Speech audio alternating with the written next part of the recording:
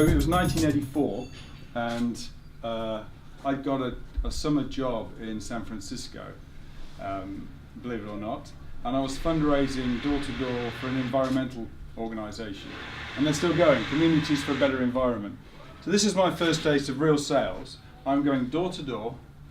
I'm not selling anything. It's intangible. I'm selling a feeling of doing good, and I'm only paid commission. I was paid 35% commission at the door. Okay, so, but I was a highly motivated and very poor Englishman in San Francisco, and surrounded. The rest of them were hippies, and they didn't really mind. So I was the top fundraiser every night for the first 2 weeks, and then my boss, she decided, okay, this guy's pretty good. I'm gonna drop him in Mill Valley. Now, Chris will know where that is. That's where all the rich people live in San Francisco. They drop you off at 4 o'clock, and then I'm on the richest streets in one of the richest cities in the whole world, and I'm buzzing on intercoms on the bottom of gates, right? But I need this money, and I'm getting 35%. 4 hours later, I've got nowhere. No, I haven't even got in. I haven't got a conversation. And I've got buzz on this one, and the gate's open. So I walk up, and I'm thinking, I've got to nail this deal now. I walk up. I'm not going to eat. Double doors open. This old lady's there, and she ushers me in. This house is vast. The hallway's like a tennis court. There's this fountain in the middle, and I'm thinking I need to get some rapport pretty quickly with this lady. And I looked around. And I saw this poster on the wall. A huge poster, it's about 3 meters by 2 meters, and it was of a hot air balloon with a drawing on it of an apple with a bite out of the apple. So I thought, I'll get some rapport here. That's an interesting poster. Can you tell me about that? She goes, oh, that's my son Steve's company, Apple. Now the story's not quite Steve Wozniak's mum. I called on Steve Wozniak's mum, not Steve Jobs, his co-founder as well. It would have been a better story, but still, lovely lady. She gave me $500 and 2 Apple Macintoshes. So tell all your friends. Yeah. So anyway, selling, it's not dissimilar to selling in clouds, which is an intangible product. You're selling a feeling or a belief. There's a great point Simon made about selling, making her look good, making her feel good.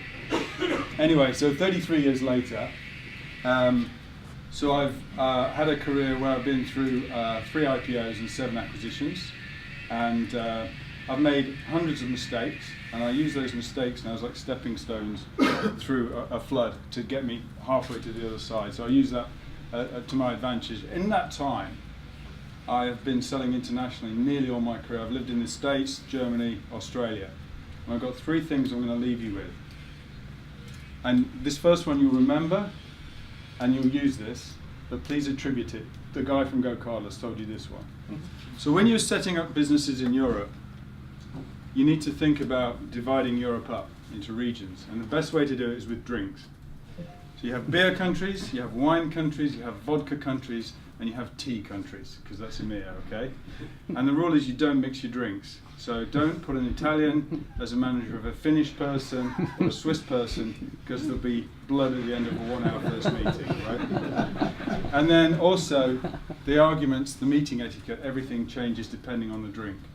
And the other thing is you should take your drinks in order. Start with beer, then move to wine. Don't do it the other way around. Typically that doesn't work out well in the evening. So that's the first one, and you'll use that one, so please attribute it. Right, this doesn't work in the US because geography is something you need for this. If you draw a line from Iceland down to Turkey, okay, that's the adoption curve line of Europe, okay? So when you're selling internationally, people are at different phases of maturity, and the messaging, the way you set your sales up, the way you set your marketing, you go to market, the issues you come across changes. And the biggest mistake I've seen, working for American software companies for 30 years, is they take something out of New York, which works, put it into London, also works. Those are 2 very similar cities, early adopters, and then they put it into Paris and Berlin, Copenhagen, Barcelona, doesn't work. It's because the messaging isn't right for that market. And that's one of the biggest things I learned. You've got to change your message, and you've got to measure them differently as well. So that's the second one, adoption. And the third one is, if you're going to work internationally, and I've been the first sales guy in Europe twice in my career, which is a lonely journey, but learn to speak English properly and have respect for people who, for them, is their second language. I sat in an audience watching an English guy speak to a big international audience, and he used this phrase, right? He said, "I'm afraid we're on a sticky wicket." Right? Even the Dutch guys who speak better English than us were thinking, what is he talking about? And Americans tend to use military metaphors in the wrong places, and we all know that one. They use sporting metaphors, which don't work internationally. So learn to speak English, take away the colloquialisms, the idioms, and then the other thing, the Stephen Covey thing, seek first to understand. When you're talking with someone whose second language is English, it's easy to fill in the gaps and broadcast to them. So you've got to really be careful, seek first to understand, because they're pausing because they're trying to think of the right words. And that's something I've learned, and I really think about that when I'm talking to someone, give them more time, be very respectful of that. So they're the kind of three things I picked up. You'll remember the one about the drinks. I can tell you've all been drinking. We've run out of beer, by the way. I'll make a cup of tea. But just finally, how much time have I got? Am I over? No, you're good. Okay, so GoCardless, what's really fascinating about GoCardless is that, and I'm kind of semi-retired, but what's fascinating is GoCardless has built an extraordinary business in the UK. We do 3.5 billion worth of direct debit transfers. So the world is moving towards a subscription economy. So you buy your apps and you pay every month for Spotify, Netflix. You may get your razors or your coffee or something on a month. The subscription economy is really happening. But to use credit cards to take payments it's the worst thing because it's expensive and it's unreliable. The best thing is direct debit. Direct debit is complicated because every country's got their own different way of doing it. So at GoCardless, we've abstracted all of that into the cloud, and we're able to connect within 27 countries, and we're adding more of that direct debit. So that's really exciting. We're solving a very complex international problem. And now we've got to then go into these markets, and hopefully those hundreds of mistakes I've made, I can step through those stepping stones and get to the end point. But going international is the most exciting thing. I would be bored just working in the UK. It's an adventure. So I say to anyone, if you're starting your sales career, put your hand up and say, I want to take on the Dutch market.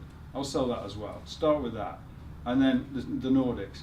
It's the best thing you'll do. And value comes with scarcity. If you can do it in the UK and you can do it in those places, you're way more valuable to someone like me. I'll be hiring you at that point. Thank you very much.